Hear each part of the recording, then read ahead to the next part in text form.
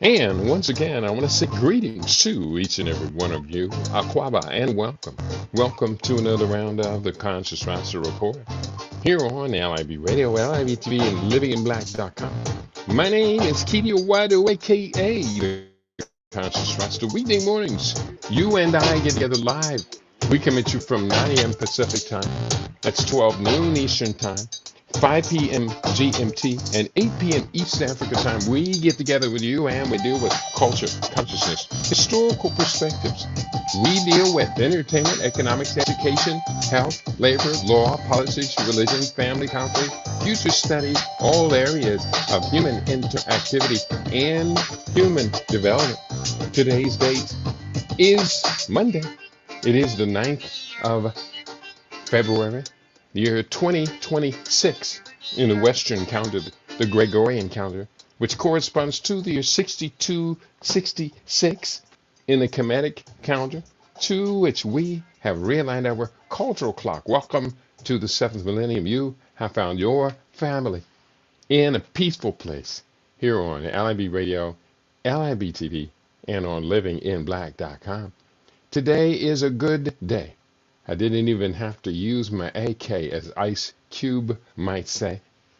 Here's what we have on the table for today. I hope you do enjoy today's conversation. We are continuing our Our Story months. I took the shortest month of the year, February, and attached March to February to celebrate the longest history, that of African people. The longest history that we have. That's not a bad idea. First up, today I will be exposing latex condoms, numerous hidden dangers, the talc, the spermicides, contaminants linked to cancer, reproductive disorders, infertility epidemics. We're going to be examining this book in the first part of our discussion, Busted, the Latex Condom Conspiracy. Yeah, I said the Latex Condom Conspiracy. In our second hour, we're going to look at the rise of new childhood diseases in the United States, a man-made disaster, by examining my book, Epidemic. Two very serious books. These books signal this first shift in the Conscious Rasta Report as I was publishing it. Before, it started off as a bi-monthly journal, and then things started getting much more in-depth and complicated. With Epidemic, the research changed, and then Busted actually followed Epidemic, even though we're going to do it in the reverse today. We're going to show you irrefutable evidence about what was going on in both cases. The rise of new childhood diseases in the U.S., a major turn in the Conscious Rasta Report series. We investigate surging diagnoses of autism, attention deficit hyperactivity disorder, allergies, asthma, and autoimmune disorders in American children. Environmental toxins, processed foods, vaccines, and pharmaceutical influences driving this health crisis. We're also going to advocate for holistic prevention through nutrition, detoxification, and parental empowerment for future generations' well-being. So we're going to get real deep. I always try and pull stuff out to read for the program each day, but then again, it gets overwhelming because I want to share it all. I want you to get the book and read the entire book, not just me skimming over parts of it to tell you what's in it that you may not have heard before. I want you to get the book. Let's go into it. And it gets overwhelming. It really does. I'm going to begin with chapter 3 of Busted, talks about latex allergies and abrasions. I began with this quote from Abraham and Ramesh. In the last decade, there has been a tremendous increase in the reports on adverse allergic reactions from natural latex, rubber latex, products used in the health care field. One of the reasons of the widely reported latex allergy is attributed to the increased use of natural rubber latex products, mainly gloves. Since the emergence of deadly diseases such as acquired immunodeficiency disease syndrome, and we're going to take that one on in this book too, AIDS, hepatitis, etc. That from Abraham and Ramesh. Exposing this chapter, latex allergies and abrasions, exposing the inherent toxicity of latex proteins. When one begins to understand the issue of latex condom safety, one of the first revelations is the pervasiveness of latex allergies. It is estimated that 6 million people in the United States have demonstrated allergies to latex proteins. Allergic reactions to latex can include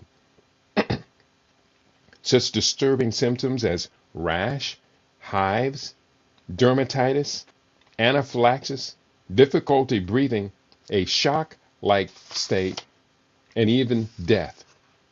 Further, latex allergies are linked to, even causal, of several food allergies, including avocado, banana, chestnut, kiwi, milk, pineapple, potato, and tomato. An article appeared in the February 1995 issue of AIDS Alert, subtitled, quote, "Latex Allergies Reach Epidemic Proportions," unquote. This brought many of the controversial findings of latex allergies to my attention. I had been aware for several years that doctors and nurses were having difficulty wearing latex gloves because of these allergies. But upon reading the article in AIDS Alert, I realized that what I knew, or what I thought I knew, about latex allergies was merely the tip of a huge and very disturbing iceberg. The report, which had many devastating revelations in it, read in part, quote, "Complaints of adverse reactions to condoms reported to the U.S. Food and Drug Administration, including dozens of reports of allergic reactions during intercourse. In at least 6 cases, mostly women, the reactions have been life-threatening. A 1994 report describes how a male patient reacted to a lubricated latex condom. After using the product, the husband experienced redness and itching of the penis. Steroid cream was applied and Benadryl was taken. 4 hours later, the husband's penis and scrotum were swollen 3 to 4 times the normal size.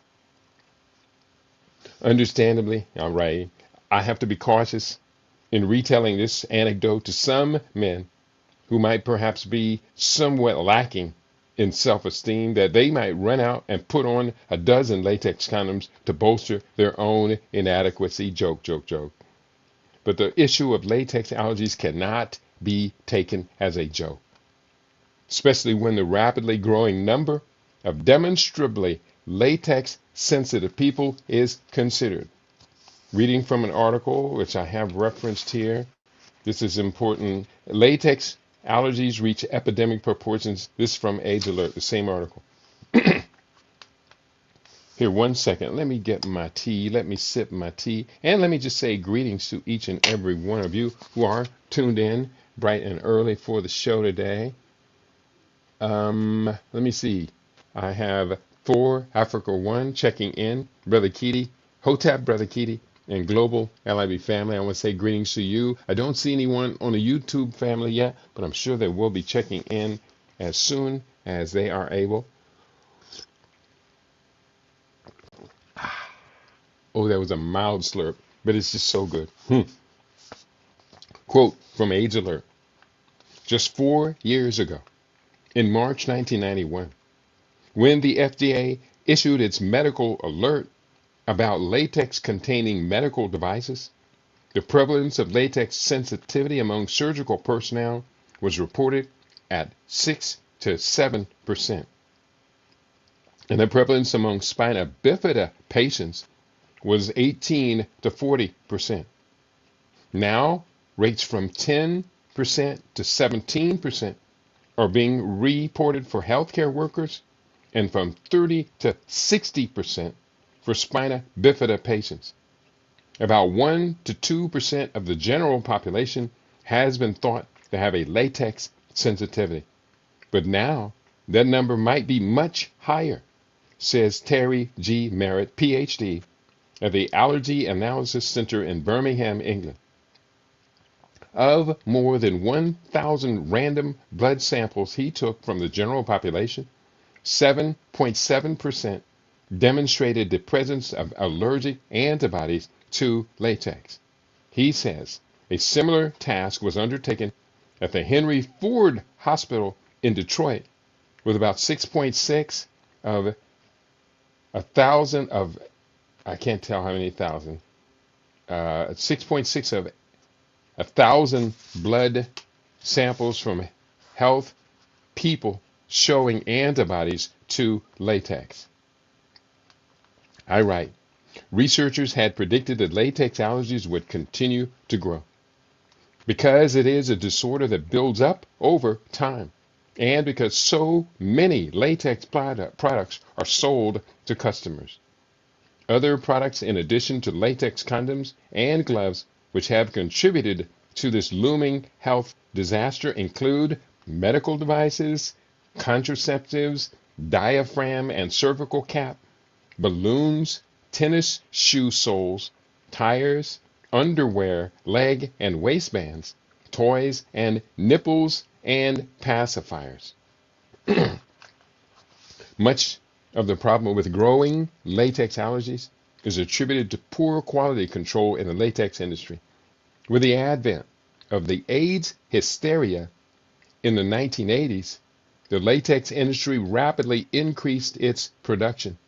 And during this expansion, quality control suffered at the hand of potential windfall profits. Latex is extracted from rubber trees after the tree is slashed with a machete, and the tree, a living biological entity, has an immune reaction.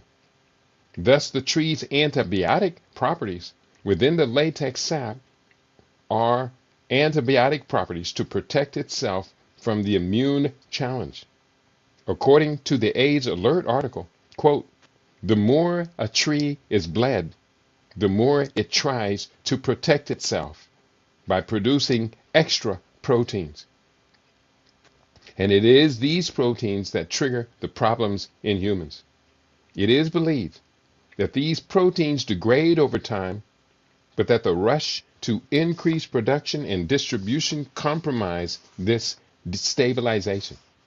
Further, the latex sap, quote, is very unstable, and it's treated immediately with chemicals, such as ammonia, to keep it from coagulating, quote, unquote. These chemicals are believed to add to the problem of allergies to latex proteins. While there are other problems with the powders used to act as a dry lubricant on latex gloves and condoms, one of their effects of these powders, including talc and cornstarch, is that they compound the risk of latex allergies. A recent article sent to me by a researcher who had come across my pronouncements on the deadly latex condoms contained the following warnings about these contaminants. Quote, it seems innocuous. Put powder on latex gloves and hurried hospital workers could pull them on more easily. But the scientists now say that powder's dust spreads life-threatening latex allergens strong enough that a few whiffs have sent nurses into shock. A consumer group urged the government Wednesday to ban powdered latex gloves. An estimated 8% of the nation's 7 million healthcare workers have latex allergies that can cause reactions, ranging from itching and hives to difficulty breathing and life-threatening shock. In the last year, the FDA has received 305 reports of serious reactions to latex gloves, powdered and powder-free. And Oregon tried to ban powdered gloves after a nurse there died. Glove makers successfully fought the ban, but are facing lawsuits in other states by allergic health care workers who lost their jobs. That reference is from number 17. FDA says powdered latex gloves risky, written by Lauren Neergaard from the Morning News, Erie, Pennsylvania, February 8, 1998. This is real research. I write,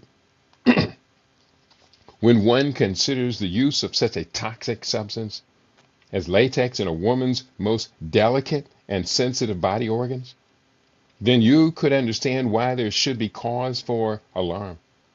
Further compounding the problem is that latex is an abrasive substance. Thrust in an insensitive manner, the latex glove comes in contact with the delicate tissue of a woman's vagina, especially a teenage girl. As a result, it can frequently lead to small tears or abrasions in the vaginal lining, a condition which could be variously called peritonitis, vaginitis, or pelvic inflammatory disease. In addition, though through these breaks in her flesh, immune challenging agents can gain access to a woman's bloodstream. These immune assaults might potentially come from bacteria, viruses, if viruses are the dangerous pathogens that are widely claimed. There is a reason for doubt here. Chemicals used in the processing of latex, latex proteins, emulsions that coat the condoms, spermicides, mycobacterium spores, and other potentially troubling agents. I'll speak more on some of those other toxins later in this report. The danger of such a direct infusion into the bloodstream of young women from such potentially toxic agents should be obvious.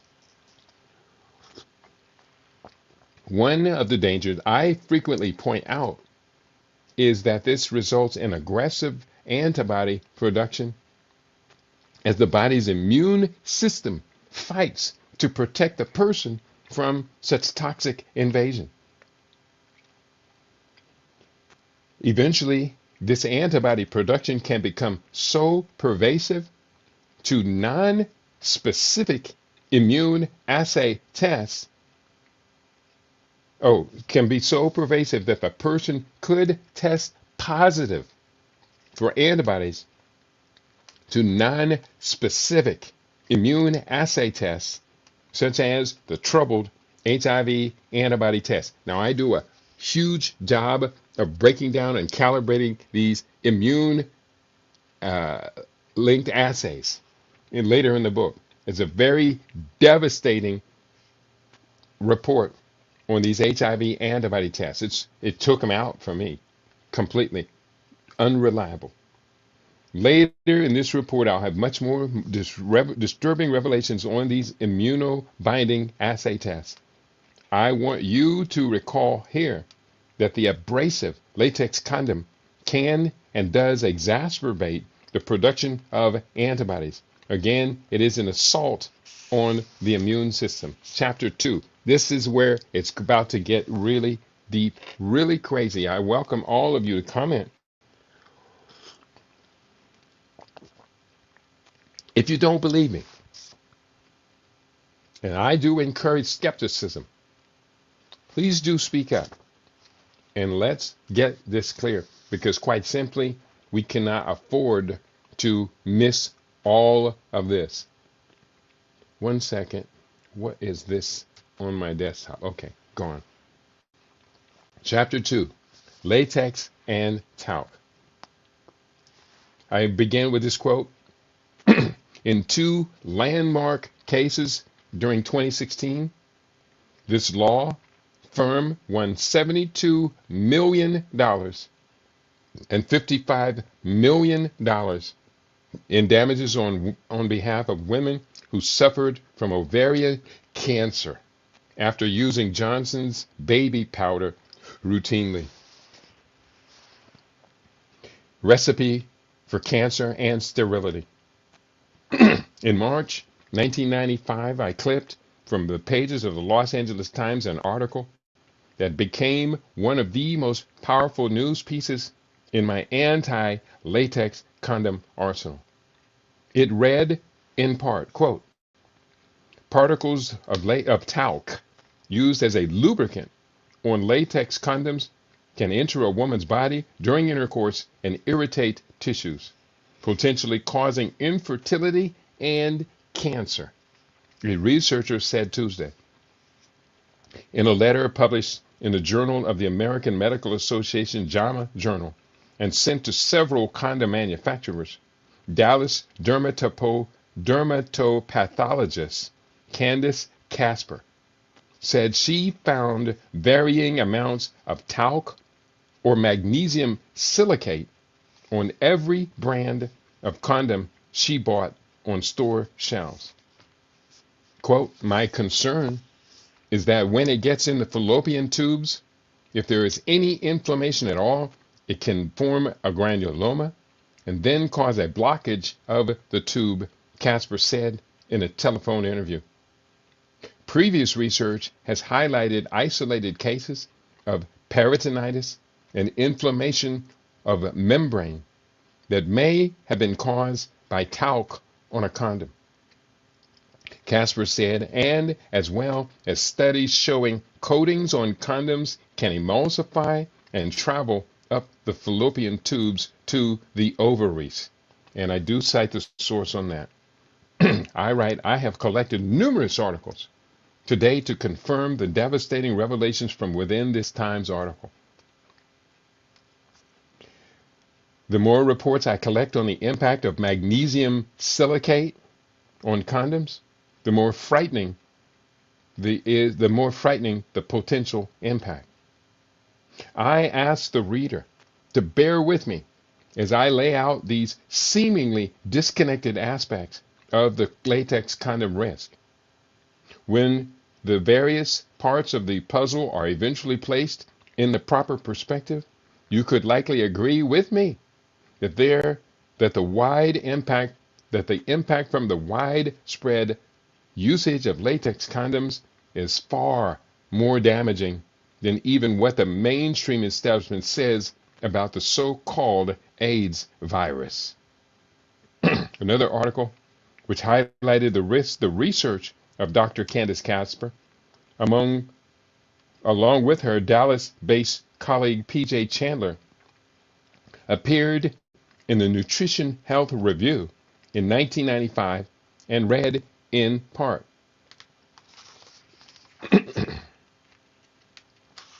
Talc, a dry lubricant, is present on the surface of the contraceptive. And when it is introduced into the female reproductive tract, it may result in fallopian tube fibrosis with resultant infertility.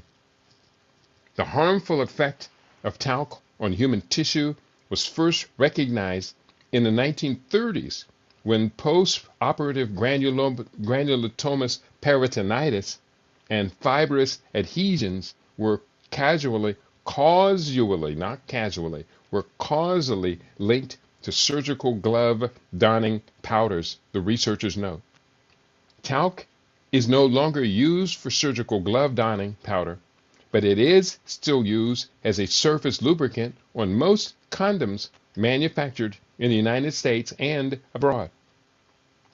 The authors conclude by warning that if talc contributes to ovarian carcinoma, cancer, or fallopian tube sclerosis, they predict a significant increase in the incidence of those ailments. Doctors Casper and Chandler appealed to makers of contraceptives to recognize the probable hazards inflicted on the public by their use of talc. I write, in a series of letters to the Journal of the American Medical Association was exchanged between Drs. Casper and Chandler and Meyer Laboratories, Inc., manufacturer of Kimono and Sagami brand condoms, highlighted this debate. Additionally, this exchange exposed the failure of the condom industry to remove certain potentially toxic contaminants from its manufacturing process after the warning had been issued. Responding to a communique from Meyer Labs that stated, quote, "We support all efforts to eliminate the use of talc in the manufacturing of latex condoms because there may be pathological consequences from exposure to talc," unquote. Casper and Chandler had the following to reveal. In reply, we appreciate the interest of Meyer Laboratories in talc-free condoms. In recent communications, we requested specific identification and proof of safety of all substances placed on the surface of Kimono and Sagami condoms. For proprietary reasons, they declined our request. We are confident that the material we described is talc. Therefore, the burden of proof results with Meyer Laboratories to identify the needle-shaped bi-refrigerant particulates we observed on the surface of these condoms. Needle-shaped bi-refrigerant particulates. Responding in the same JAMA communication to a protest received from London International, manufacturer of Ramses condoms, named after a great pharaonic lineage from ancient Egypt, the researchers had the following to say. In our letter, we indicated that the small amount of talc observed on Ramses condoms might represent contaminants. However, London International, the manufacturer of Ramses condoms, is denying using talc in condom production. Although we accept their assurance that talc is not intentionally used during condom production, we also maintain that the needle-shaped crystals we identified are talc, present either as an adulterant in one of the many reagents used during manufacturing and or packaging in the form of airborne contaminant from talc used elsewhere in the facility. We have examined more than 15 Ramses condoms from various tests. In addition to cornstarch and rare talc particles, each condom contained numerous Lycopodium spores. Spores of the club moss Lycopodium clavatum were used as absorbents in surgical gloved donning powders in the early 1900s. However, this application was abandoned because Lycopodium introduced granulomatous tumors and peritoneal adhesions. Moreover, Lycopodium preparations may be contaminated with talc, sulfur, and or gypsum. London International's use of this botanical on Ramses condoms may have resulted in the inadvertent introduction of talc, thus explaining our observations of talc on their product. We are unaware of any Lycopodium-associated cancer risk. However, because these spores can introduce granulomatosis inflammation in soft tissues, we object to their use on condoms. I write, at least 30 scientific studies have supported the linkage between talcum powder and ovarian cancer. One such article, which appeared in March 1997 in U.S. News and World Report, covered a recent study published in the American Journal of Epidemiology, highlighting, quote, a possible link between talcum powder and ovarian cancer, long suspected because of talc's chemical similarity to asbestos, unquote. The U.S. News article, written by Susan Brink associated this increased risk of ovarian cancer to the use of talcum powder in feminine deodorant, sprays, and talcum powder dust. Brink noted that, quote, condoms often dusted with talcum powder in packaging. Condoms were often dusted with talcum powder in packaging were not studied. Further, she highlighted the alarming possibility that the widespread use of talcum powder on female babies could be tied to the future development of ovarian cancer upon maturation, an absolutely frightening possibility.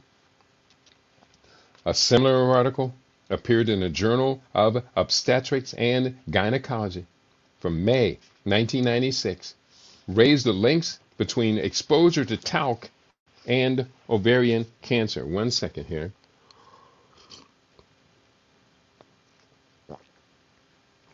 And this is really quite frightening.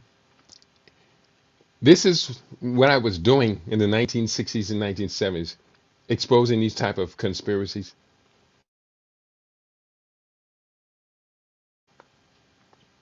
Let me say greetings to my brother Shabaka. Greetings, Baba and LIB family. I'm happy to have another chance to learn, to be reminded of the love that we have for our people. Yes, I do agree, my brother. Here is what this article has to say.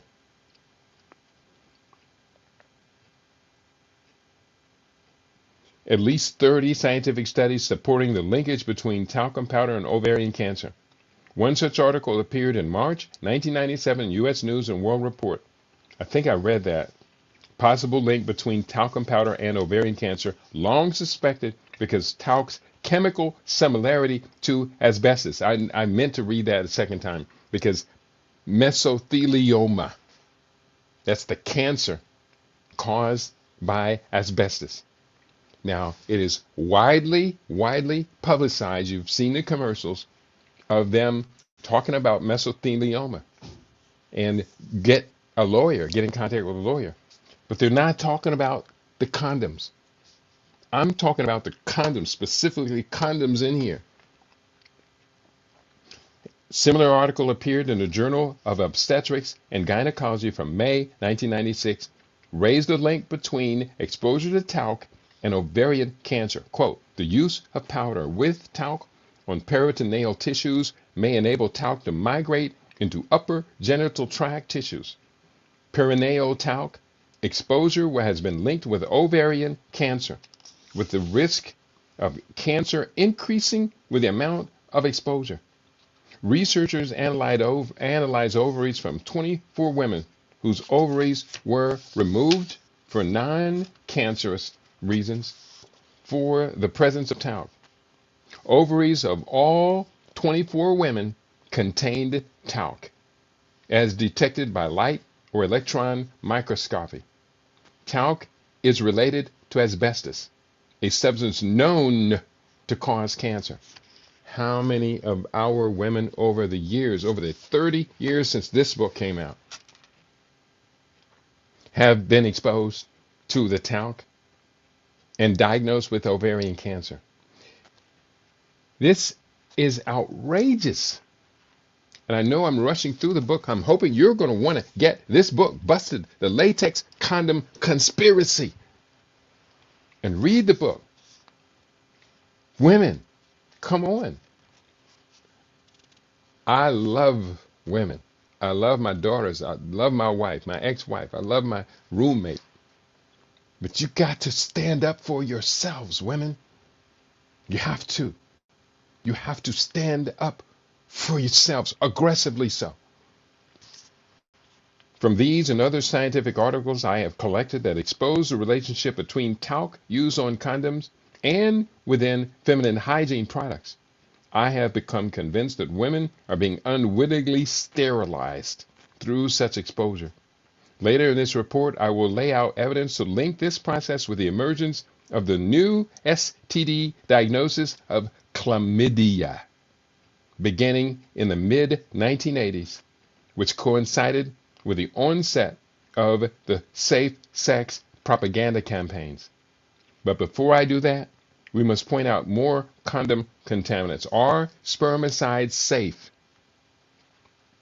Consider, if you would, that the word spermicide, doesn't it remind you of similar terms like homicide, suicide, fratricide, and genocide?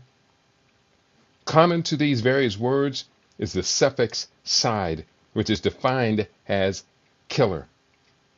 Thus, we can interpret that the same spermicides meant to kill sperm cells might have a similar effect on the cells that make up a woman's reproductive tract.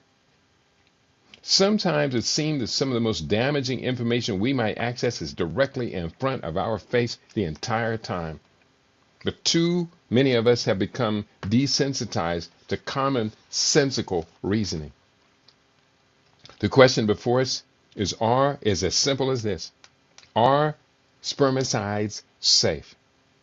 Do they contain ingredients that alone or in combination might cause detrimental effects on the human body? Some people will have a most difficult time believing that agencies of the U.S. government, such as the National Institutes of Health, Food and Drug Administration, or the Centers for Disease Control and Prevention, would deliberately allow such substances to be used on consumable products which could cause injury to unsuspecting users.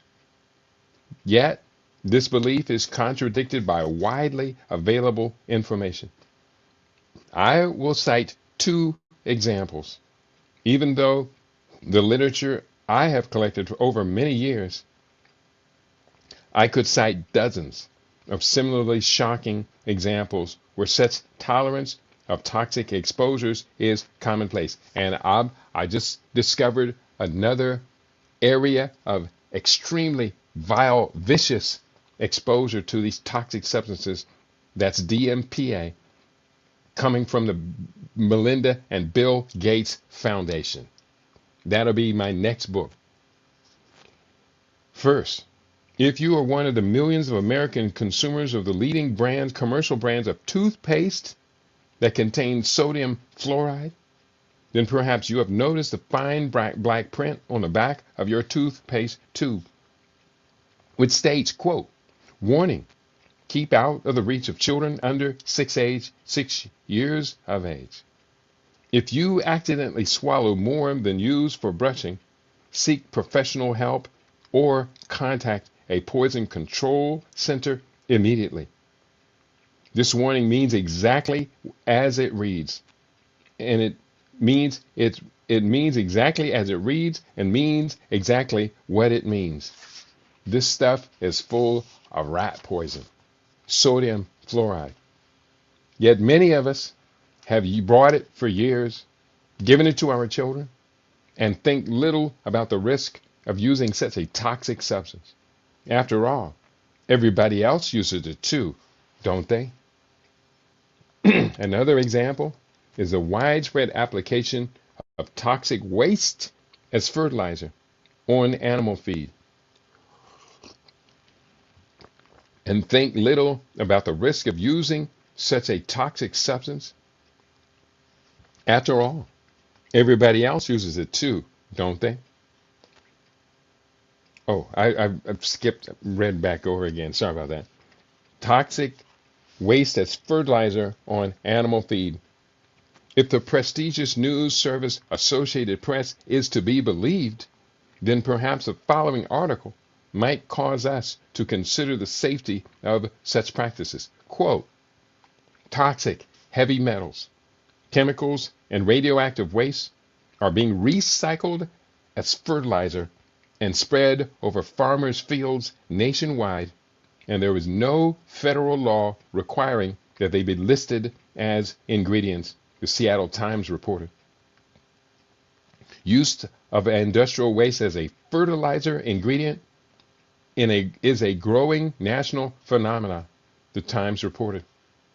In Gore, Oklahoma, a uranium processing plant gets rid of low-level radioactive waste by licensing it as a liquid fertilizer and spraying it over 9,000 acres of grazing land. at Commerce, Washington. Lead-laced waste from a pulp mill is hauled to farms and spread over crops designated for livestock feed. The substances found in recycled fertilizers include cadmium, lead, arsenic, radioactive materials, and dioxins, the Times reported. The wastes come from incineration of medical and municipal waste and from heavy industries. Quoting myself, or I write, having demonstrated that such a damning precedent has been established, let's turn our attention to the issue of spermicides. One of the key components of spermicides is p-nonylphenol. Quote, hundreds of millions of pounds of p-nonylphenol and related compounds are used annually in packaging, including food packaging, other plastic products, and cleaning agents, wrote Dartmouth environmental professor Donella H. Meadows. In a review of Theo Colburn's book, Our Stolen Future, Meadows writes, the book pulled together an astounding number of research findings about industrial chemicals that act like hormones, called endocrine disruptors. They can either block or falsely stimulate cell wall receptors, turning secretion, metabolism, or replication on or off. The evidence suggests that endocrine disruptors are the cause of falling human sperm counts, female birds that act like males, male alligators with shrunken penises and birth defects, or reproductive failures in everything from polar bears to Great Lakes fish. And that is, of course, reference number 23, Can We Avoid a New Silent Spring by Donella H. Meadows, LA Times, March 10, 1996. And she's referring to Rachel Carson's 1963 book, Silent Spring. Jessica Snyder Sachs, writing in McCall's, cited the groundbreaking and disturbing work of cellular biologists Anna Soto and Carlos Sonnenschein, as they inadvertently discovered the effect of estrogenic endocrine disrupting chemicals and the stimulation of the growth of breast cancer cells in their laboratory. I'm going to read this last quote, and then we're going to move to a second book, and there's more of this. Let me just share just one paragraph of this. Eventually, they came to identify a host of chemicals which either mimic the activity of the estrogen hormone in humans or blocked the activity. Among the chemicals suspected of causing this effect are plastics, PCBs, organochlorines such as DDT and DDE, dioxins, and nonylphenols used in industrial detergents and in plastic stabilizers, as well as spermicides and cosmetics. Concentrated quantities of these chemicals was linked to various reproductive disorders such as breast and uterine cancers, lowered sperm counts, and reports from the EPA that the fetal exposure to chemicals such as dioxins may have significantly impaired the immune systems or led to reproductive abnormalities of countless children in the developed countries. As one more part of this book, I did want to read chapter 9. And we do have solutions. We're not just out here alarmists. Chapter 9, racist eugenics goes underground. Oh, before that, chapter 8 talked about polyurethane solutions. I got to just say just a bit of this.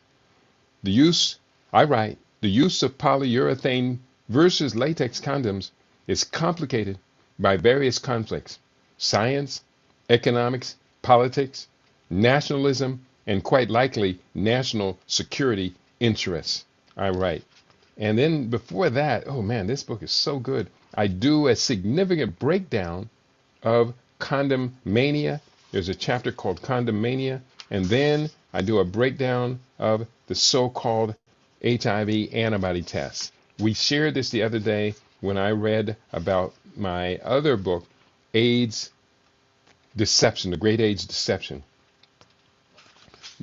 Please do if you're not going to get the book and read it for yourself, please do listen to that broadcast I did last week and get it yourself. Racist eugenicists go underground, chapter 9. Quoting from Francis Galton, quote, one of the effects of civilization is to diminish the rigor of the application of the law of natural selection. It preserves weakly lives that would have perished in barbarous lands. Francis Galton. Eugenics can best be described as, quote, race improvement through selective breeding. In the pre-Nazi era, eugenics became a widely accepted concept. As a result, numerous laws were established within the U.S. and various European nations, which used the power of the state to enforce mandatory sterilization laws. Such sterilizations always began by targeting the handicapped, the deformed, and the criminals, but eventually spread to include inferior racial types, political dissidents, and poverty-prone families. But after Adolf Hitler and his Nazi establishment brought such bad press to the whole notion of state-sanctioned race building, the discredited eugenics movement made a deliberate decision to go underground and to conceal its agenda as something other than outright genocide, which it had always been. Quoting, I think we have failed to take into account a trait which is almost universal and is very deep in human nature. People are simply not willing to accept the idea that the genetic base on which their character was formed is inferior and should not be repeated in the next generation. We have asked whole groups of people to accept the idea, and we have asked individuals to accept it. They have constantly refused, and we will have all but killed the eugenics movement. That they won't accept the idea that they are, in general, second rate. We must rely on other motivation. It is surely possible to build a system of voluntary, unconscious selection. But the reasons advanced must be generally acceptable reasons. Let's stop telling anyone that they have a generally inferior genetic quality, for they will never agree. Let's base our proposals on the desirability of having children born in homes where they will get affectionate and responsible care, and perhaps our proposals will be accepted. That quote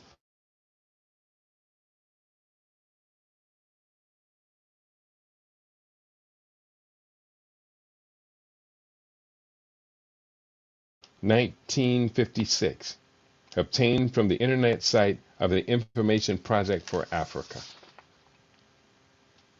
So I'm going to go ahead and talk about this, but this is a very important point. This process of, quote, voluntary unconscious selection. You got to understand what's meant by those words. You will agree to do something, but you did not know what you were really agreeing to.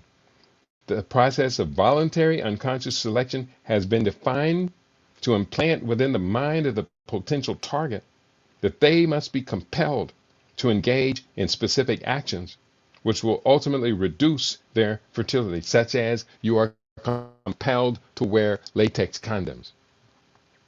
Meanwhile, those deemed sympathetic to the self-interest of the sponsoring party are to be encouraged to increase their fertility, hopefully without spillover from the preferred group to the designated, the despised. This contradiction makes for much of the paradoxical contradictions in certain sciences related to procreation. So consequently, quote, safe sex, unquote, has become a process to undermine the reproductive capability of both women and men through widespread advocacy of the toxic latex condoms. Quote, unprotected sex, unquote, the kind which produced you, I, and every other human being who was born from the union of a man's sperm and a woman's egg, this same, quote, unprotected sex is increasingly propagandized as a risk for disease and death. Quote, responsible parenthood, unquote, is another propaganda ploy to discourage bearing children. Quote, sexual responsibility, unquote, is another trick phrase that disguises the eugenicist plot.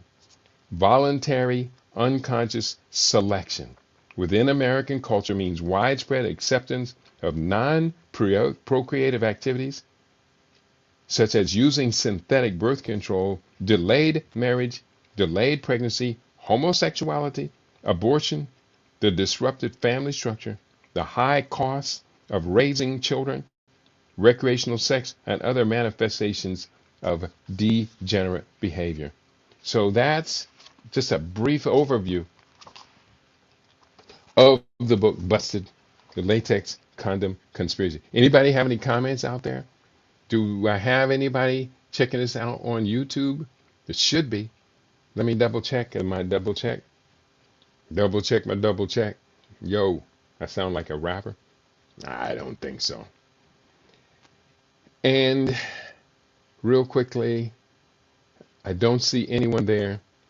They're not talking. A few people did hit the like button. So you are in the house. We appreciate you being there. And if you choose to, please do announce yourself. I know I'm a little blurry today. I don't know why it's so blurry.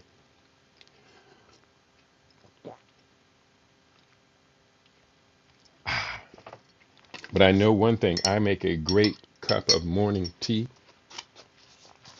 And I'm going to have my chia pudding with fruit and my meal. I will break my fast at noon with my oatmeal, my superfood oatmeal. And so we're right on point. The book I have in my hand is entitled Epidemic, The Rise of New Childhood Diseases in the United States, a Man-Made Disaster. And you have to consider that many children over the years were exposed to talcum powder. And so that has to be considered as well. Let me read from the back cover of the text. It gives us a brief introduction to the book. Many of us know from firsthand experience the so-called childhood diseases, which include measles, mumps, chickenpox, etc. For most of us, when we recall our memories of these illnesses or that of childhood acquaintances, we may remember them with some humor. We might have laughed at the sight of swollen jaws of mumps, the nagging itch from chickenpox, etc. They weren't particularly frightening. How many have noticed a whole new set of acute and chronic diseases which increasingly plague our children, especially those who inhabit the wealthiest countries? These new childhood diseases are not so funny. There is nothing funny about modern day plagues of asthma, autism, allergies, ear infections, multiple sclerosis, attention deficit hyperactivity disorder, violent child syndrome, childhood leukemia, juvenile diabetes, sudden infant death syndrome, rheumatoid arthritis, cancer, and encephalitis.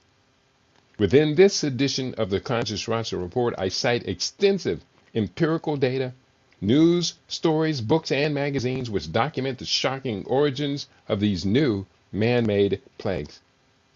I trust that the reader will find something valuable in this research to assist their family in raising strong, healthy, and well-balanced children. As a community, we must reverse these trends which condemn our children to endangered lives. My research says that the future bodes ill for those who do not create the right, healthy environment for their babies. The challenge before us is to keep our children healthy through this crucial period of history. Epidemic, the rise of new childhood diseases in the U.S., a man-made disaster. We have to ask this question: what is in a vaccine? because we are dealing with the most vaccinated child in history, the American child. That's true.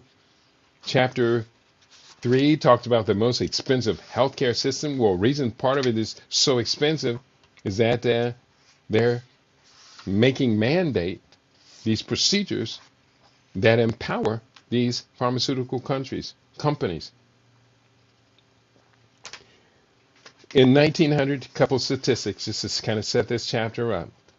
In 1900, approximately 4% of all deaths in the U.S. were believed caused by cancer. By 1970, this had risen to 17% of all deaths.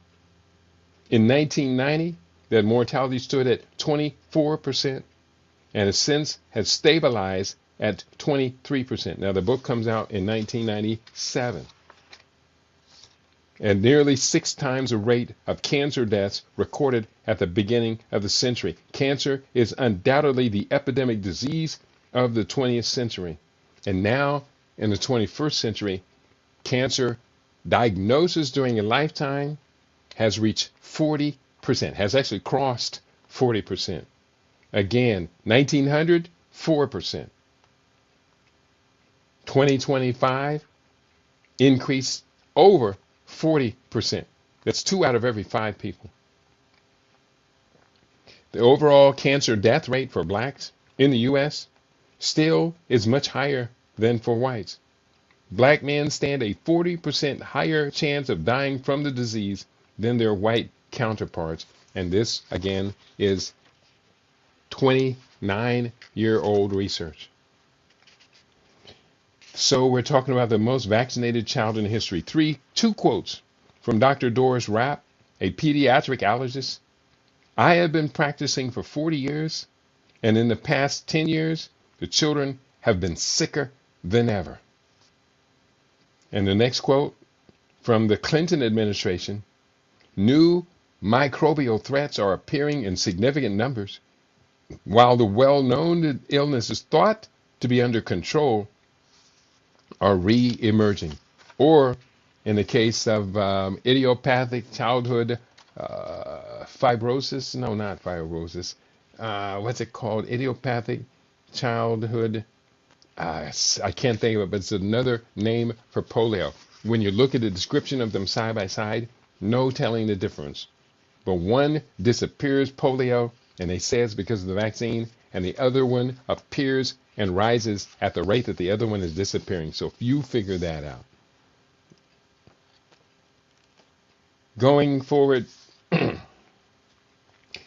as stated before, I have come to believe that the widespread administration of vaccinations against those so-called childhood diseases has contributed in no small measure to the growth in the new set of pathological conditions affecting children. The average child in America is subjected to the greatest number of injections in history, covering the widest variety of pathogenic agents. And that doesn't even include the flu vaccine for children, doesn't even include COVID-19 vaccine or booster shots. It's crazy, crazy, crazy. We had 3 children, and other than 1 round on the oldest of our 3 children, we never vaccinated them at all. I knew how to get out of it, and I used that. The CDC publishes twice yearly a set of recommendations for childhood immunizations. Many, but not all, states make these recommendations mandatory and will refuse admission to public schools for children whose immunization records do not acknowledge receipt of certain of the recommended vaccines. These vaccines are presently being administered at birth in many instances, and the average child is being jabbed so often and with so many different pathogenic agents in increasingly greater combination, such as MMR, DTP, DTAP, etc., that most parents really don't have an idea of what their child has been vaccinated for. I often inquire of parents which vaccine their child last had and what was in it and so forth. The vast majority reflect ignorance of what it was that the pediatrician gave their child. I find this lack of attention quite disturbing. The greatest threat of childhood diseases lies in the dangerous and ineffectual efforts made to prevent them through mass immunization. That quote from the famous Dr. Robert Mendelsohn, MD. In December 1996, I acquired a report from the U.S. General Accounting Office entitled CDC's National Immunization Survey, GAO document. Included in Appendix 1 of the document was the following table covering recommended vaccines. The table issued from the Advisory Committee on Immunization Practices, the American Academy of Pediatrics, and the American Academy of Family Physicians. While somewhat confusing, the recommended vaccine protocol can include over 30 different infusions of pathogenic agents. Now, this was 1996. Nowadays, it can include over 50 separate injections, some of which are given in wild combinations, such as diphtheria, pertussis, tetanus, HIV, and oral polio, all administered at 2, 4, and 6 months. And that hepatitis B, that's currently with hepatitis B. And it shows you this schedule. You got to see it, and it's rather small. In this book, Immunizations, The People Speak, author Neil Z. Miller was asked to address the issue of new illnesses which have been associated with the introduction of mass injections in the United States. His response might seem overwhelming to many people. Quote, what are some of the side effects of the vaccines? Neil Miller, the following conditions have each been investigated as a consequence of, or to have been specifically confirmed as resulting from one or more of the vaccines: fever, rashes, itching, bruises, headache, pain, soreness, sore throat, inflamed sinuses, swelling, diarrhea, projectile vomiting, excessive sleepiness, inconsolable crying, high-pitched screaming, tics, tremors, seizures, collapse, convulsions, anaphylactic shock, loss of consciousness, breathing problems, cranial nerve palsies, encephalitis, grand mal epilepsy, neurological disorders, weak muscles, paralysis, polio, aseptic meningitis, epiglottis, multiple sclerosis, Ray's syndrome, Guillain-Barré syndrome, chronic fatigue syndrome, sudden infant death syndrome, blood clotting disorders, urinary and abdominal complications, juvenile onset diabetes, pneumonia, liver abnormalities, arthralgia, rheumatoid arthritis, unilateral nerve deafness, polyneuritis, measles, atypical measles, pertussis, mumps, meningitis, inner ear nerve damage, recurrent abscess formation, demyelinating neuropathy, EEG abnormalities, dyslexia, visual defects, hearing loss, speech impediments, T lymphocyte blood count reductions, hemophilus influenza, smallpox, AIDS, cancer, leukemia, lupus erythematosus, genetic mutations, autoimmune disorders, autism, childhood schizophrenia, brain tumors, developmental disabilities, learning disorders, hyperactivity disorder, juvenile delinquency, drug abuse, alcoholism, violent crime, mental retardation, brain damage, and death. Considering, I write, that such widespread pathology might result from the introduction of mass immunization to the American population, we must re-examine the whole issue of childhood vaccines and provide parents the basis from which they can truly make a truly informed consent as to whether to inject their children. It is quite possible that given such an understanding, many parents would join the rapidly expanding ranks of parents, which includes an estimated 26% of pediatricians who choose to forego all or some of the childhood vaccinations for their offspring. 26% of pediatricians. Then we ask, what is in a vaccine? This is very important. This is from the introduction to chapter 5, what is in a vaccine. Substances within vaccines are grown in putrid mixes, which include blood, tissue, and other body substances such as monkey kidneys, chicken and duck embryos, dog, rabbit, mouse, horse, and cow tissues, as well as human cell culture containing cancer cells, notably from the uterine cancer of Henrietta Lack, a black woman who died in the 1950s, but whose cancer cells were laboratory proliferated and now contaminate cell lines in research labs around the world. And increasingly, human diploid cells, tissue from the dissected organs of aborted fetuses. It's become all too apparent when talking to the parents of vaccinated youth that most have done little, if any, study of the contents of vaccines, and thus are unaware that significant risks from these ingredients might exist. The overwhelming majority are not aware that vaccines contain 3 classes of components, any one of which could be demonstrated to cause serious health problems in humans. The 3 components are, number 1, the pathogen itself, the bacteria, germs, viral agent, or other substance for which immune sensitivity is being sought, or components thereof. 2, the culture medium in which the disease-causing agent is grown. And 3, deactivator agents or carriers, substances used to kill the pathogen, suppress its genesis, or carry the so-called immunizing agent. The danger of the pathogen is self-explanatory.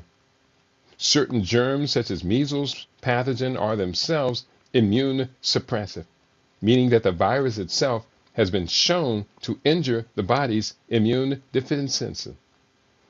Thus, there has existed in the medical literature evidence that exposure to measles can be immune destructive, but also that exposure to measles virus in a vaccine can accomplish the same end. A clear example of this process is the experimentation with so-called high-titer measles vaccines, ones in which the disease-provoking ingredient is increased tenfold, even 100 to 500 times in concentration. We covered it last week with the book Outrage, how babies were used in the LA County vaccine as guinea pigs in an LA County vaccine experiment. High-titer vaccines were particularly deadly. Sometimes these dangerous pathogens are combined, such as the measles, mumps, and rubella vaccine, diphtheria, pertussis, and tetanus, or the experimental combination vaccines that attempt to dump as many pathogens in one vaccine as can be tolerated by the human body, by a baby's body. Another example of the danger from such combinations is that of the hundreds of thousands of U.S. GIs who served in the Persian Gulf War and are now stricken with what has been termed the Gulf War syndrome. They were given as many as 17 different vaccines in a brief period and now suffer from a large variety of severe immune disorders, neurological impairment, and producing large numbers of genetically damaged offspring. Also, sometimes these pathogens are obtained from less than ideal sources, such as human and animal feces. These vaccines are then cultured in genetic material from a host of species, another area of tremendous potential risk. Disease-causing substances within vaccines are grown in putrid mixes, I'll repeat, which include blood, tissue, and other body substances such as monkey kidneys, chicken and duck embryos, dog, horse, rabbit, mouse, and cow tissues, as well as human cell culture, including cervical cancer from Henrietta Lack, a black woman who died in the 1960s, but whose cancer cells, I think it was the early 50s, in the 1950s, I think that's incorrect when I say the 60s, but whose cancer cells were laboratory proliferated and now contaminate cell lines in research labs around the world, and increasingly human diploid cells, tissue from the dissected organs of aborted fetuses. What is the danger of injecting residual DNA and RNA material from as many as 11 different species directly into the blood of tiny infants? Speculation is that results in a whole host of autoimmune disorders such as lupus, chronic fatigue syndrome, rheumatoid arthritis, different types of cancer, and acquired immunodeficiency. This risk should not be taken lightly. I'm going to skip forward. I'm quoting again Neil Z. Miller in his excellent book, Vaccines, Are They Really Safe and Effective? He wrote about this effect it has on your DNA, injecting this DNA from 11 different species. He writes, genetic mutation. The polio vaccine contains monkey kidney cell culture and calf serum. The MMR, measles, mumps, and rubella vaccine, is prepared in chick embryo. Chick embryo, monkey kidney, calf serum, and chick embryo are foreign proteins, biological matter composed of animal cells. Because they are injected directly into the bloodstream, they are able to change our genetic structure. Viruses and viral vaccines are agents for the transfer of genetic imprints from one host to another. In other words, because they contain pure genetic material, DNA and RNA, from a foreign organism, once injected into a human recipient, the new genetic material is incorporated into the invaded cells. I write, to put this more bluntly, if you have been repeatedly injected with so-called childhood vaccines, you are not the same person that your mother gave birth to. You are now a mutant. You may have transmogrified with a horse, cow, monkey, a pig, or all of the above. Or if you have been the recipient of flu or hepatitis B injection, you may have incorporated into your DNA that of someone's aborted fetus. Before you blend yourself or your child with someone's discarded embryo, wouldn't you have liked to know who the parents of the aborted fetus were? Are they the type that you would have wished your child had married, let alone mutate into? This is absolute madness. Then I'm going to go through this section. This is very important. During the course of the production of these vaccines, the following chemicals are introduced or utilized, including aluminum, a neurotoxin, which has been associated with Alzheimer's disease, dementia, and seizures. Aluminum is carcinogenic in laboratory mice and is added to vaccines to, quote, promote antibody response, unquote.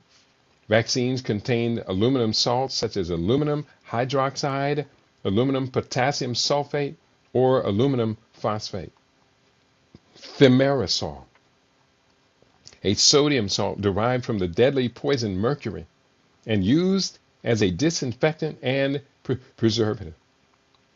Thimerosal has been linked to brain and kidney damage as well as immune and neurological disorders. It is a component of vaccines for DPT, tetanus, hepatitis B, and HIV. Ethylene glycol, antifreeze. Casein, a component of milk used in making glue. Formaldehyde, a major component of embalming fluid, which of course is pumped into dead people to keep them dead, a known cancer-causing chemical. This toxic substance is used to inactivate viruses and detoxify bacterial toxins. Formaldehyde has been shown to be injurious to the liver and trigger gene mutations.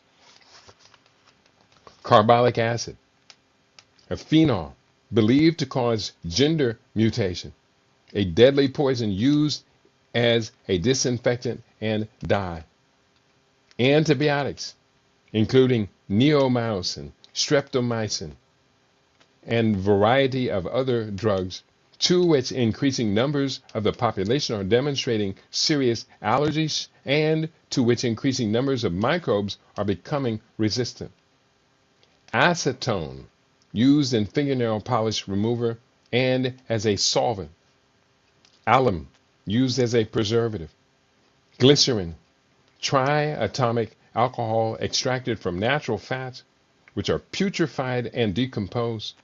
Toxic effects of glycerin include damage to the kidneys, liver, lungs, and, quote, pronounced local tissue damage, gastrointestinal damage, and death, unquote, and toxic chemicals. Trace elements of other chemicals such as sodium hydroxide, sorbitol, hydrolyzed gelatin, benzothonium chloride, and methylparaben, some of which are known or suspected of causing cancer, and many of which are immune suppressive. The information from much of the above-mentioned vaccine ingredients is Neil Z. Miller's excellent 1996 book, Immunization Theory versus Reality, Expose on Vaccinations. And Neil Z. Miller has been really phenomenal. I'm going to skip forward, go to chapter 6, and we're going to begin to wrap it up. There's so much more of this book. There is 14 chapters in the book. I'm going to read briefly from chapter 6.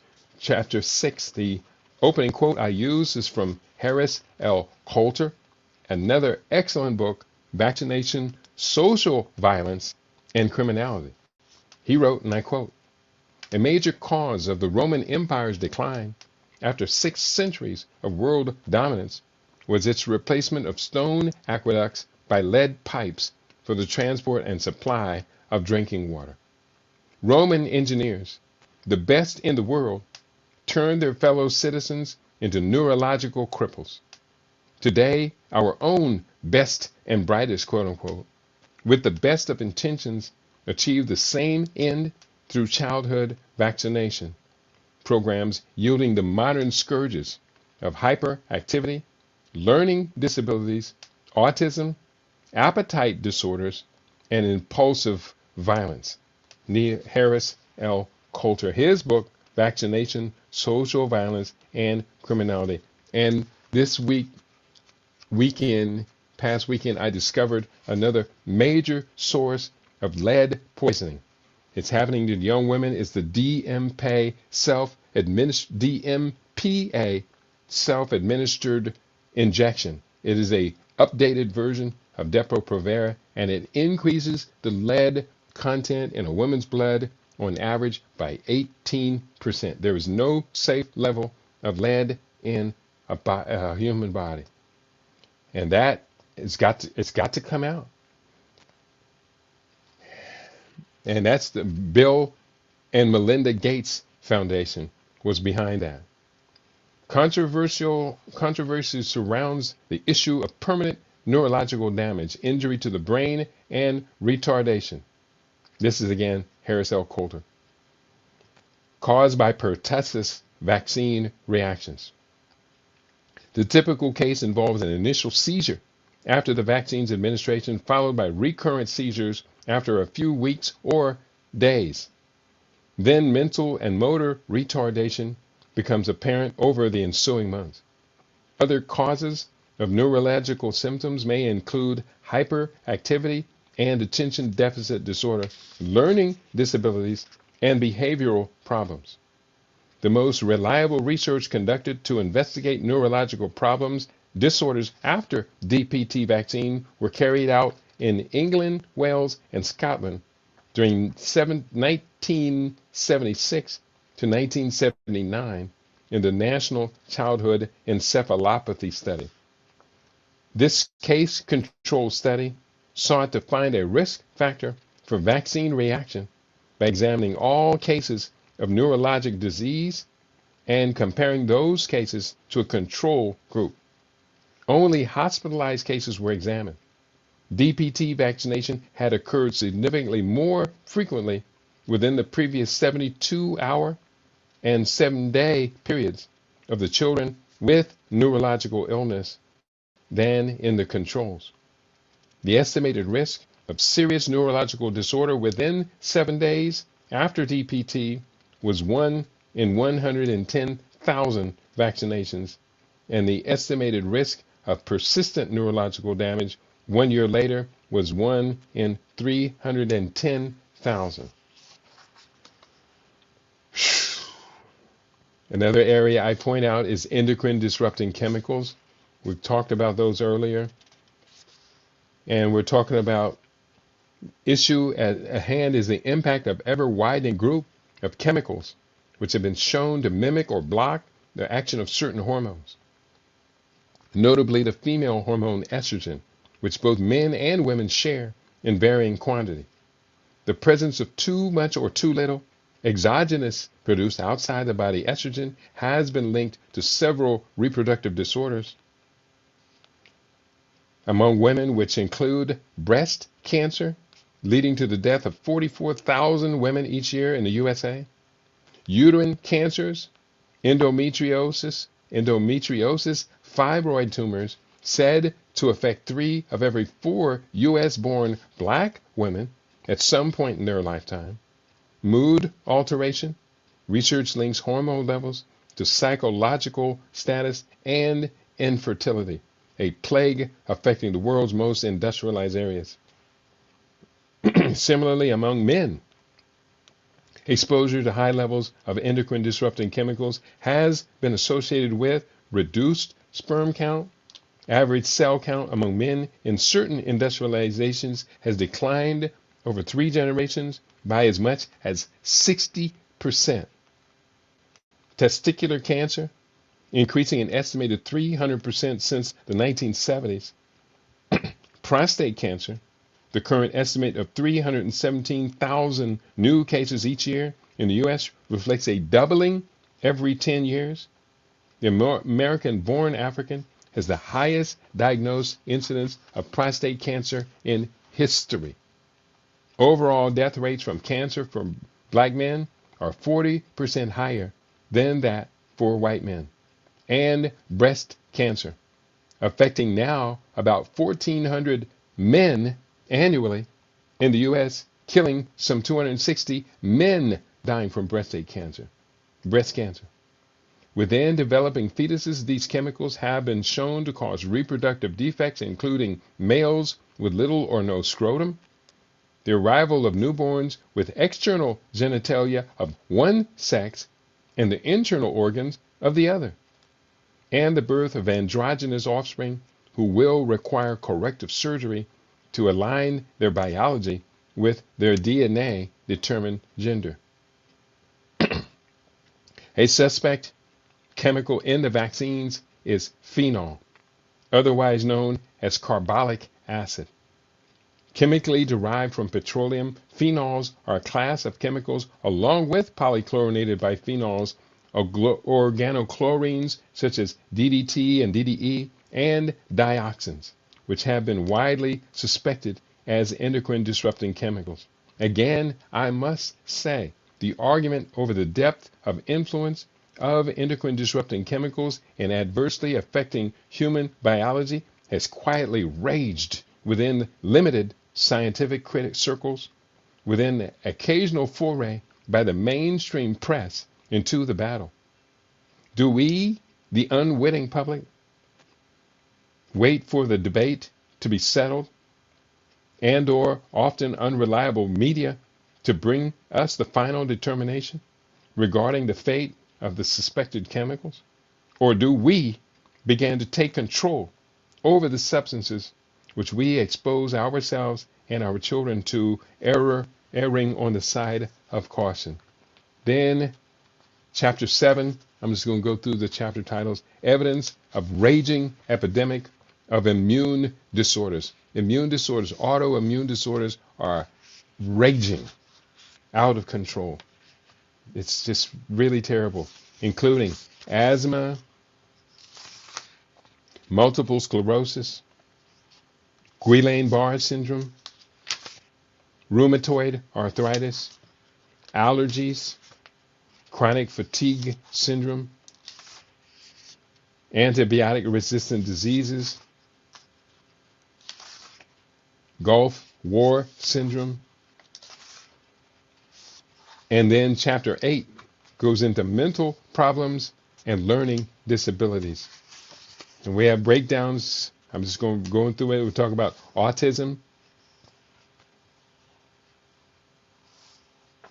And this book, I not only wrote this book, but I became heavily involved in activism. And so I was introduced to a lot of people, such as Barbara Lowe Fisher. I've met her several times. She was a wonderful person, very passionate, very committed. And Harrison Coulter, she was co-author of the landmark 1985 book, DPT, A Shot in the Dark. This was the book that brought large-scale attention to the risk posed by the notorious diphtheria, pertussis, tetanus vaccine. And Harrison Coulter, vaccination, social violence, and criminality. Very important people. It goes on and on and on. Attention deficit disorder, chapter 9 of the book. And one paragraph.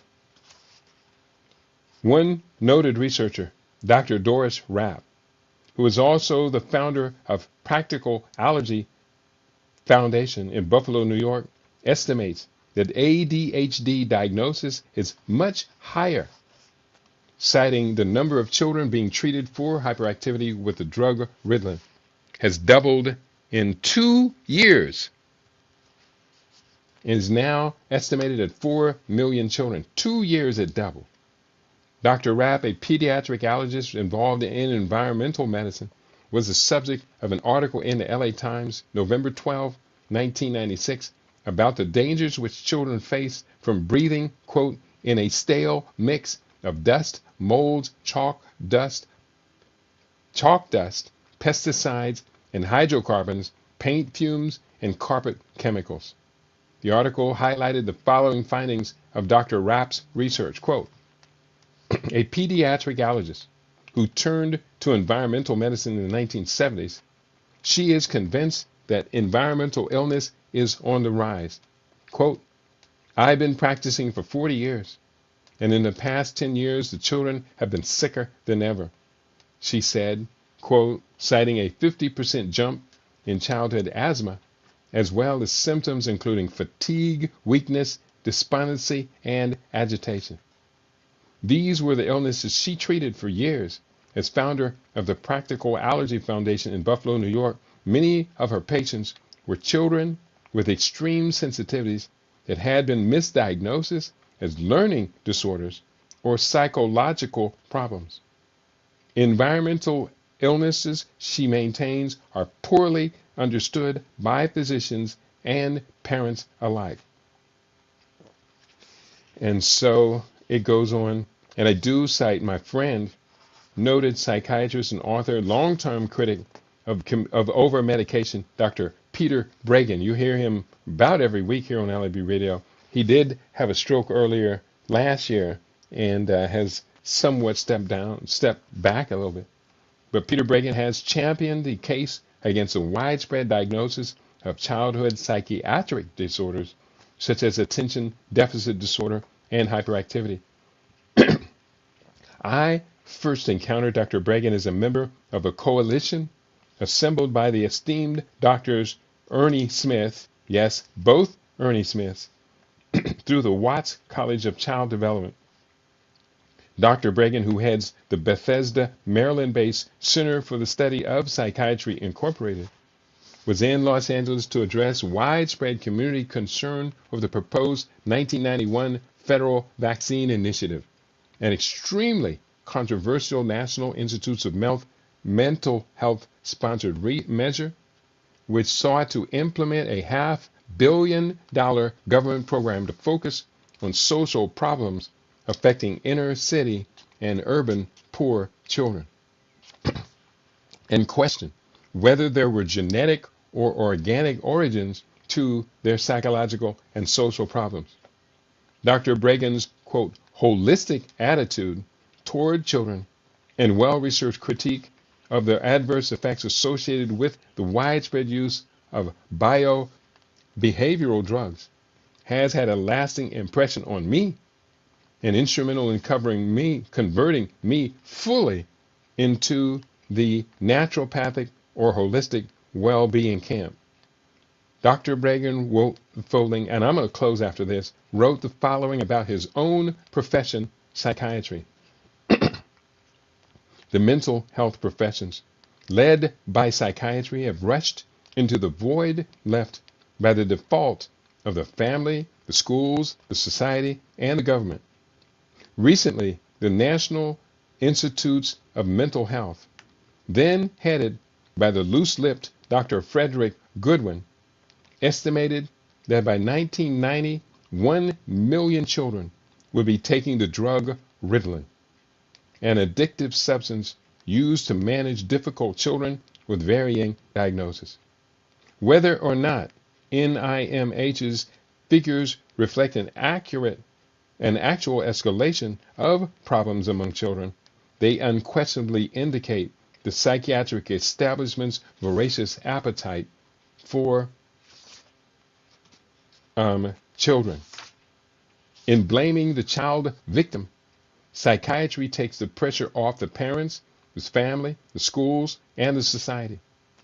By diagnosing, drugging, and hospitalizing children, psychiatry enforces the worst attitudes toward children in our culture today and exonerates those adult institutions that need reform.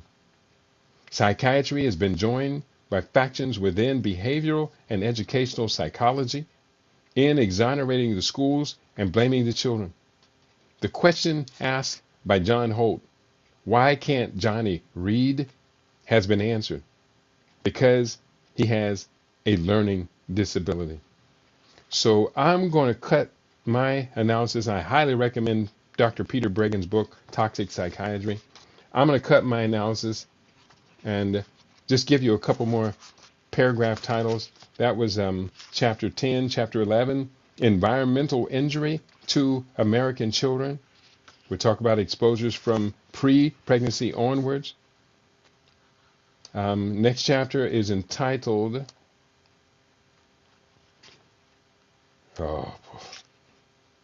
just came across something that just disturbed me. Chapter 11, the phenomenal increase in youth violence. Very important chapter. Chapter 12, death stalks children of the, quote, third world, unquote. And chapter 13, an unholy experiment on our babies. That's referring to my previous book, Outrage, how babies were used as guinea pigs in an LA County vaccine experiment. That's my book, Outrage. I hope you have it by now. Chapter 14, our damaged children, our endangered future.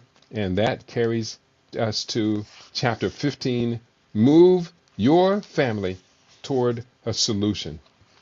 And we're going to go ahead and wrap it up for today. I do see a comment from For Africa One. Remember the McDowell triplets who in 2007 were severely vaccine damaged and were never compensated for their injuries? What a tragedy. No, I don't recall that case, but it is unfortunately one of so many that are out here. The McDowell triplets, I'll look that up. And we're going to have to move forward.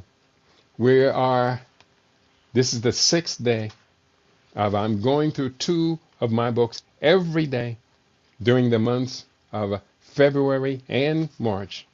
Now that's going to take you up to the latest two books. I have one that did come out. The Conscious Roots is out now, and you've been ordering it and shipping it. And I think for Africa One, I think you probably will receive your copy today. I did get a notice from the shipper. It will be arriving today if it hasn't already. And then the newer book will be coming out after that. It's called Biocolonialism, and it details how the Bill and Melinda Gates Foundation have targeted African babies all around the world, including here in the United States, for human experimentation. And it's worse, much worse than we could ever imagine. And we gotta have to do something about it. That book is entitled Biocolonialism: The Technocrats' War on African Fertility and Food. Biocolonialism. So that's a serious, serious issue for us to pay attention to. I want to thank you for being a part of today's discussion. We've come a long way together. We've got so much further to go. We've come a long way, but we have so much further to go. We're going to do the best we can to solve these problems, because that's what problems are for. They're to challenge us to resolution, to solution. I want to thank you all for being a part of our global LIB radio family. I want to thank you all for paying close attention, very close attention to these issues. And we're going to do the best we can. Solutions, yes. You must remember, solutions always. I want to thank you all for tuning in. I do have a new website out where you can get all of these books we're talking about.